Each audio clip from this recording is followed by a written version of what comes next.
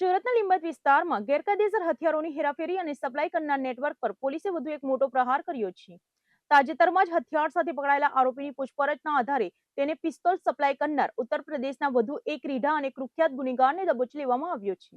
સુરત શહેરમાં ગેરકાયદેસર હથિયાર રાખનારા અને તેની સપ્લાય કરનારી ગેંગ સામે લાલ આંખ કરવામાં આવી છે, જે અંતર્ગત લીંબાયત પોલીસ સ્ટેશનના વિસ્તારમાં ગેરકાયદેસર હથિયારબંધીના કેસો શોધી કાઢવા માટે ચલાવવામાં આવી રહેલી ખાસ ઝુંબેશ દરમિયાન વધુ એક મોટી સફળતા સાંપડી છે। પોલીસે હ્યુમન સોર્સિસ અને ટેકનિકલ સર્વેલન્સના આધારે એક સાથીર હથિયાર સપ્લાયરને ઝડપી પાડ્યો છે। મળતી માહિતી અનુસાર અગાઉ લીંબાયત પોલીસ મથકે નોંધાયેલા આર્મ્સ એક્ટના ગુનાની તપાસ દરમિયાન હથિયાર આપનાર તરીકે એક શખ્સનું નામ સામે આવ્યું હતું, જેના આધારે પોલીસે સઘન વોચ ગોઠવીને મૂળ ઉત્તર પ્રદેશના આઝમગઢના વતની અને હાલ સુરતના અમરોલી કોસળ આવાસમાં રહેતા 23 વર્ષીય સમદ ઉર્ફ બટકો કાસિમ શેખને દેશી હાથ બનાવટની પિસ્તોલ સાથે લોકઅપ ભેગો કરી દીધો છે। આરોપી હાલ શાકભાજીની લારી ચલાવવાનું કામ કરતો હતો। ધરપકડ બાદ આરોપી સમદ ઉર્ફ બટકાની જ્યારે આંકડી પૂછપરછ કરવામાં આવી ત્યારે આ કેસમાં એક અત્યંત સનસનાટીભર્યો ખુલાસો બહાર આવ્યો છે। આરોપીએ કબૂલાત કરી છે કે અગાઉ પિસ્તોલ સાથે પકડાયેલો આરોપી સમીર ઉર્ફ અસરીપથા સામે તેની મિત્રતા હતી। સમીરનો તેની પત્ની સાથે લાંબા સમયથી ઉગ્ર ઝઘડો અને